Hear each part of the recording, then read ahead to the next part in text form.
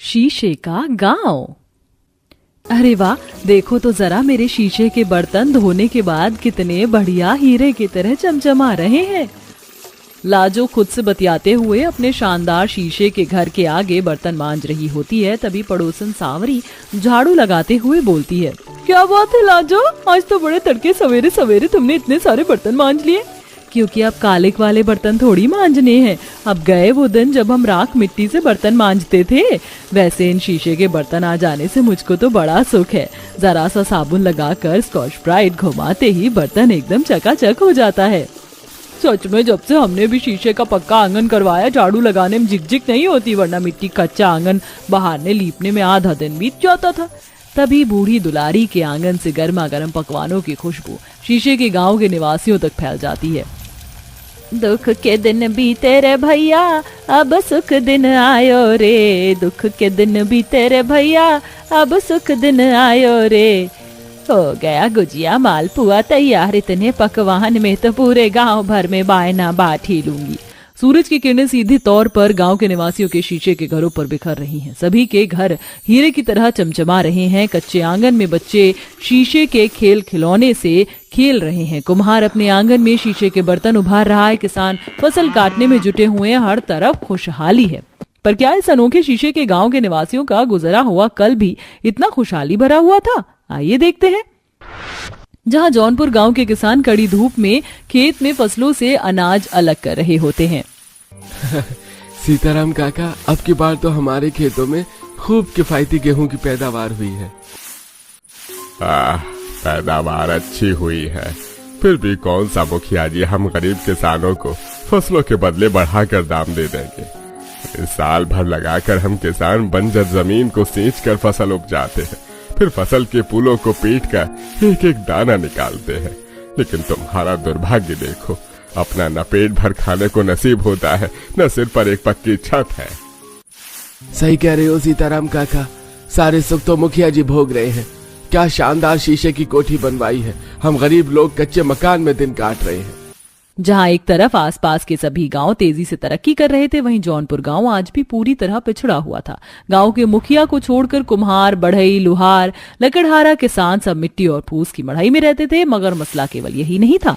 बरसात उनका घर बह जाता और तूफान में तिनके की तरह उड़ जाता था। कुछ देर में सब लोग अपना अनाज लाद कर मुखिया के घर आते हैं। आओ आओ मेरे किसान भाइयों, स्वागत है, आओ। जयराम जी की मुखिया जी अनाज लाई है। हाँ हाँ, रख दो यहीं। गरीब किसानों का झुंड मुखिया के शीशे के आलीशान घर को देखने लगते हैं। मुखिया सबको पैसे देता है। ये लो सब लोग पैसे। इतने थोड़े पैसे देखकर चंदन निराश भाव से कहता है, मुखिया जी ये क्या, फसल का वाजिब दाम तो दीजिए। इससे ज्यादा के तो हमने खाद और बीज लगाए हैं। इतने थोड़े पैसे में हम अपने घर की छत कैसे पक्की करवाएंगे? ए देख चंदनवा, मैंने फसल का दाम बिल्कुल जायज दिया है। अगर तुझे फसल नहीं बेचनी तो बेशक ले जा, जा बोरी उठा के। मुखिया अपनी अमीरी का ताव दिखाकर शीशे के घर में चला जाता है। सारे किसानों की पक्का घर बनाने की आशा टूट जाती है। तो वहीं दूसरी तरफ लाजो अपने कुम्हार पति से झगड़ा करती है।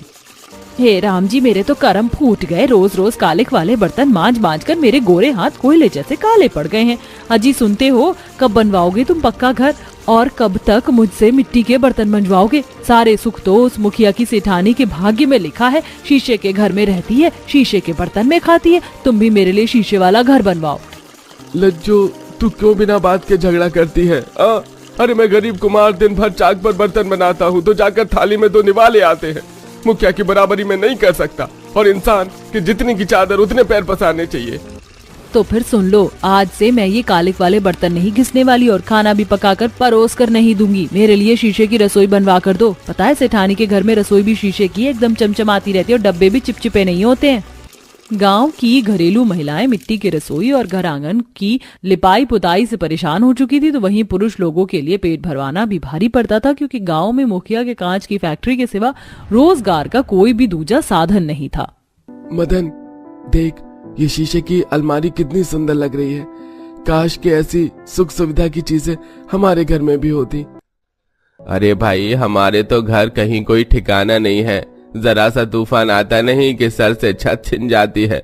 तो यह सब सुख सुविधा की चीजें क्या लगाएंगे। दोनों आपस में बातें कर रहे होते तभी मुखिया उन पर दाना पानी लेकर चढ़ जाता है। अरे ओ मदन ललिता, चलो चलो, बातें के चौधरी मत बनो। ये सारी शीशे की अलमारी, बर्तन, क्रॉकरी सब ट्रक में लदवाओ। गाड़ी शहर जाने वाली है और बाकी ये टूटे शीशे ले जाना, कबाड़ में डाल देना। दोनों मिलकर सारा शीशा इकट्ठा करके घर ले आते हैं। उसी रात बहुत तेज आंधी बारिश होती है जिससे कि सबकी छप्पर उड़ जाती है और कईयों की मिट्टी की मड़ई तो मलबा बन जाती है। अरे कितने जतन से कहां से मिट्टी और घास लाकर हमने झोपड़ी तैयार की थी, इस बार भी हमारी झोपड़ी टूट गई। आखिर कब तक ऐसे चलेगा। पूरा गांव दुख में डूबा होता है। तभी सुरभि नंदू कहते हैं, दुलारी दादी, हम लोग भी अपने अपने लिए शीशे का घर बना लेते हैं ना, पूछ तो हल्का होता है इसलिए उड़ जाता है। हाँ, और मिट्टी भी बारिश में गलकर बह जाती है, लेकिन हमारा शीशे का घर बारिश तूफान में भी टिका रहेगा। दोनों बच्चे लड़कपन में गरीब बेआसरा गांव वालों को राह दिखाते हैं। पूरा गांव शीशे के घर बनाने में जुट जाते हैं जिसमें बढ़ई और कुम्हार का सबसे ज्यादा योगदान था। किशन भैया, घर का ढांचा तैयार करने का जिम्मा मेरा और प्रकाश का है। बाकी आप तो मिट्टी के बर्तन बनाने में निपुण हो, तो शीशे का ढांचा आप लगाना। अब कुछ पुरुष मजबूत लकड़ी काट कर लाते हैं, महिलाएं गड्ढा खोदती हैं और कुछ लोग नींव डालते हैं और सब मिलकर मिट्टी का लेप चढ़ाकर गीली दीवारों पर शीशे चिपकाते हैं। इसी तरह गरीब गांव वाले जुगाड़ शीशे का पूरा गांव बना लेते और दुलारी सीताराम झूम झूम कर नाचते हैं। दुख के दिन बीते रे भैया, अब सुख आयो रे, कितना अनोखा लग रहा हमारा शीशे का गांव। विधाता ने हमारा मिट्टी का भाग्य बदल दिया दुलारी, अब हम शीशे के घर में रहेंगे। वहीं किशन लाजो के लिए शीशे की रसोई और बर्तन भी संवारता है। वहीं गरीब बेआसरा गांव वालों के सर पर छत आ जाती है। सब लोग अपने शीशे के शानदार घरों में विश्राम करते हैं। तो तभी बूढ़ी दुलारी गांव के हर एक घर में पकवान बांटती है। अरे लाजो, सावरी, लो बायना लाई हूँ, ले लो। अरे क्या बात है काकी माँ, ये गुजिया किस खुशी में खिला रही हो? अरे बरसों के बाद हमारे गरीब मिट्टी के गांव में इतना बड़ा बदलाव हुआ है। ये पकवान हमारे शीशे के अनोखे गांव के बदलाव की खुशी में है, मुंह मीठा करो। तभी गांव के बाहर का एक सैलानी उनके गांव में आता है और अनोखे शीशे के घर खिलौने देखकर तस्वीरें खींचता है। अरे ओ शहरी बाबू, कौन हो तुम और हमारे शीशे के गांव की तस्वीर क्यों खींच रहे हो? माता जी, मैं शहर से आया हूँ। मुझे आपका शीशे का गांव बहुत ही ज्यादा भाया। मैं इस गांव में फैक्ट्री डालना चाहता हूँ। अगर आप हमारे गांव में उद्योग शुरू करेंगे बाबू साहब, तो हम गरीब गांव वालों के लिए बहुत ही लाभकारी होगा। हम शीशे की अलमारी, पलंग, फर्नीचर बनाने में कुशल हैं और हम आपके आभारी रहेंगे यदि आप हमारे गांव में रोजगार खोलते हैं। तो हमें हमारे गांव में रहकर ही रोजी रोटी कमाने को मिलेगा। इस तरह धीरे धीरे गांव विकास की तरफ बढ़ने लगता है। गांव में शीशे का उद्योग शुरू होने से गरीब गांव वाले अपना बाल परिवार का भरण पोषण करने लगते हैं। वहीं लालची मक्खर मुखिया हाथ मलते रह जाता है। इस तरह शीशे के गांव के निवासी खुशहाल तरह से जीवन यापन करने लगते हैं। या अल्लाह, पता नहीं किन खबीजों के खानदान में मेरा निकाह हो गया है। दिन भर खाने के सिवा इन भूखे नंगे ससुराल वालों को कुछ और सूझता ही नहीं है। चूल्हे से तेज धुआं उठ रहा है। एक चूल्हे पर बड़े से हांडे में बिरयानी पक रही है और दूसरे पर कोरमा। वहीं बहू हाला गुस्से में आग बबूला है। बावर्ची खाना कुछ इस कदर बिखरा हुआ है मानो कूड़ादान हो। हाला, अरे ओ हाला बहू कहाँ रह गई? इफ्तार का समय हुआ जा रहा है, दावत बन गया हो तो दस्तरखान पर लगा दो। भाई सब लोग दिन भर के भूखे हैं। जी अम्मी जान, बस बिरयानी पकने ही वाली है, थोड़ी देर में परोसती हूँ। या अल्लाह, इन हफ्सियों को सबर नाम की चीज नहीं है, मिट्टी पलीत करके रख दी है। फरमाइश तो ऐसे दे रहे हैं जैसे मैं किसी 5 सितारा होटल की खानसामा हूँ। इतने में खाने की मेज से नंद नजमा की आवाज आती है। भाभी जान, दम बिरयानी में कश्मीरी लाल मिर्च अच्छे से कूट कर दम लगाना। बिरयानी थोड़ी तीखी रहती है तो लजीज जायका आता है। जी नजमा आपा, अल्लाह कसम सबसे ज्यादा तो इन दोनों नंद ने मेरी नाक में दम करके रख दिया है। आज इनको ऐसी तीखी बिरयानी खिलाऊंगी कि कान से धुआं निकल जाएगा। ये है शेख परिवार की बहू हाला, जहाँ ससुराल वाले बेसब्रू की तरह दस्तरखान पर खुशी से इफ्तार के खाने के इंतजार में बैठे थे। वहीं बहू खुंदक में लाल पीली क्यों है? सारा मसला समझने के लिए कहानी के पिछले भाग को देखते हैं, जहाँ हाला शादी के जोड़े में अपने ससुराल के दरवाजे पर खड़ी है। खुशी का माहौल छाया है। ससुराल के अंदर रिश्तेदारों की भीड़ जमा है। तभी फूफी रुकैया बोलती हैं, सदके जामा, मैं तो सलमा भाभी, बहू तो चांद का टुकड़ा है। हमारे हमजा की तो किस्मत खुल गई। क्यों बानो? अरे रुकैया, खूबसूरती का क्या चार डालना है, बहू तो ऐसी होनी चाहिए जो खाना बनाने में माहिर हो और लजीज लजीज खाना बनाकर खिलाए, चेहरे पर नूर हो, लेकिन खाना बनाने का इल्म ना हो तो सुंदरता भी खाक है। मौसिया सास बानों के तंज कसने पर हाला तीखी नजरों से उसे देखने लगती है। कसम से ये खाला कैसे मेरी खूबसूरती से जल भुनकर कोयला हुई जा रही है। वैसे तो ये खाला मुझे खाई लाल खानदान से लगती है, इतना हट्टा कट्टा शरीर है। क्यों बहू बेगम, मन ही मन में कौन सा ख्याली पुलाव पका रही हो, हमें भी बताओ। वैसे कमर कस लो, क्योंकि मैं तो तुमसे अच्छे से खिदमत करवाने वाली हूँ। ये सुनकर बेचारी बहू का आलू बुखारे जैसे मुंह बन जाता है। बेचारी जबरदस्ती की मुस्कुराहट के साथ रहती है। क्यों नहीं खाला जान, आपका जितना दिन मर्जी करे उतने दिन रहिए। शुक्र है अल्लाह मियाँ का जो उन्होंने मुझे इतनी कामकाजी हाला जैसी बहू फरमाई है। या अल्लाह, पूरे घर में तो ये 50-50 रिश्तेदार दही भल्ले की तरह बिखरे पड़े हैं। हो गई रात काली। शादी वाले घर में ठहरे रिश्तेदारों के कारण हाला को बड़ी मुश्किल से कोना मिलता है जहाँ बैठे बैठे झपकी लेते रात से सुबह हो जाती है। तभी देवरजन मस्ती खोरी के मिजाज में कहता है, भाभी जान, आज आप खाने में क्या क्या बना रही हो? हम सब आपके हाथों का बना लजीज खाना खाने के लिए बेकरार हैं। आप सब लोग जो भी खाएंगे मैं पका दूंगी, बता दीजिए। ये सुनते ही फूफा अब्बा ससुर फट से फरमाइश देते हैं, बहू मेरे लिए तो बढ़िया सी दमदार मटर बिरयानी बनाना और साथ में तंदूरी चिकन और थोड़े कबाब भी सेक देना। बहू मेरी खातिर तो कोरमा और लच्छा पराठा बनाना, बस इतना ही काफी है। जी अच्छा खालू जान, फूफा जान। पहले खबीजों की तरह खा खाकर इस फूफा ससुर का जिन्नाद के जैसे तोंद निकला पड़ा है और अभी भी तला भुना खाना है। एक के बाद एक बारी बारी करके 50 ससुराल वाले अपनी फरमाइश देते हैं, जिसे बनाते बनाते बेचारी बहू उकता जाती है। अल्लाह मेरी तौबा, इतना खाना बनाकर कहीं आज मेरा जनाजा ही ना निकल जाए। एक दिन की बहू को बावर्ची खाने में भिड़ा दिया है। शर्म हया तो जैसे सबने बेच खाई है। दिल तो कर रहा है अभी के अभी इन रिश्तेदारों की टोली को दफा कर दूं।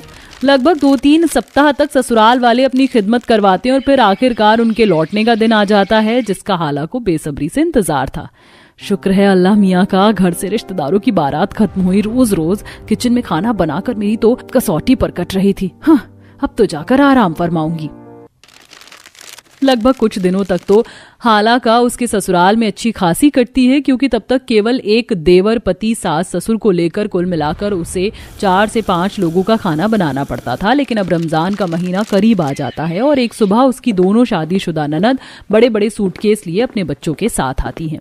अस्सलाम वालेकुम भाभी जान, कैसी हैं आप? अम्मी अब्बू भाईजान सब लोग कहाँ हैं?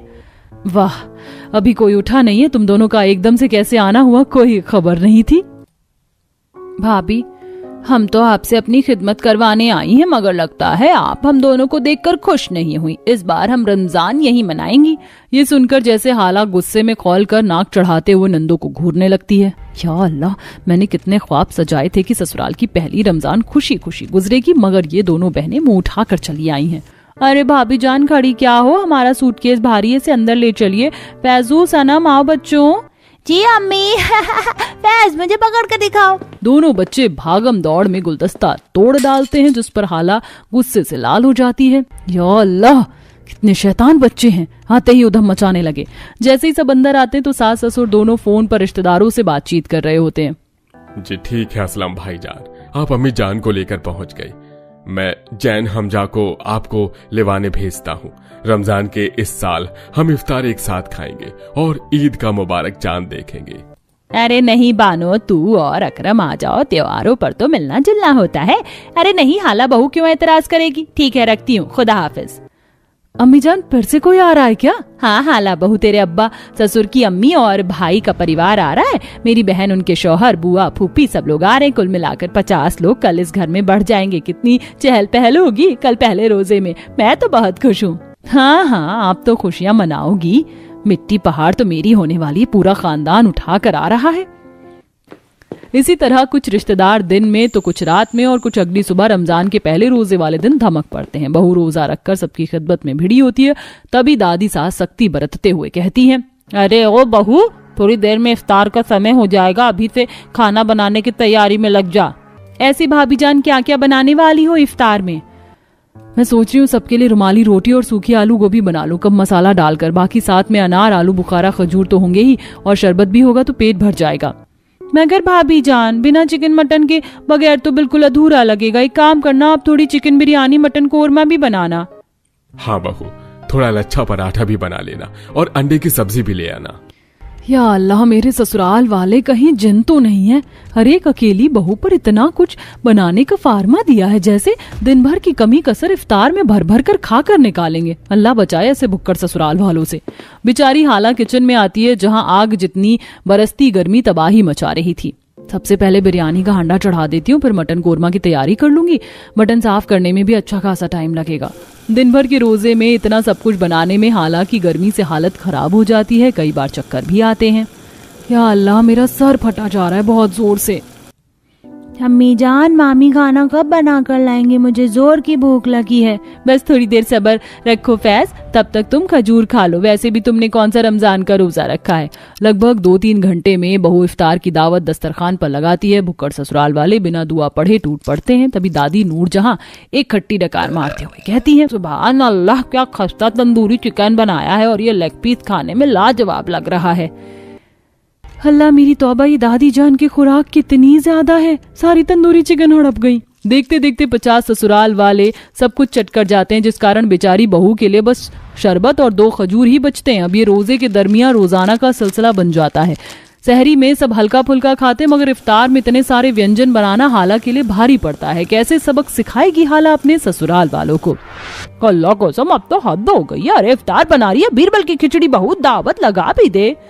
जी लाई। बस अब पानी सर से ऊपर उठता जा रहा है। खाने दो आज उन्हें कच्चा पक्का। बौखला कर हाला जैसे इफ्तार का खाना परोसती है तो सब बुदबुदाने लगते हैं। ताबा ताबा, अरे कमजर्फ खसमानु खानी, कैसा खाना बनाया? पूरी बिरयानी जला दी और कोरमा का तो कीमा बना डाला।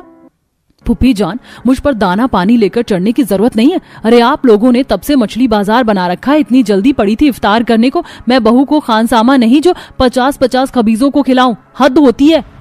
अरे रोजे में इतना सब बनाओ, परोस कर दो। आप लोगों को तरस नहीं आता कि एक हाथ बटा दे?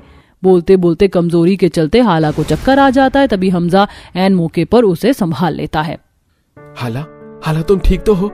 बस बहुत हो गया। अब मेरी बीवी किसी की खातिर नवाजी नहीं करेगी। खाला जान, खालू जान, फूफी, फूफा, नजमा, आफिया, बेहतर होगा आप सब अपनी तशरीफ ले जाइए।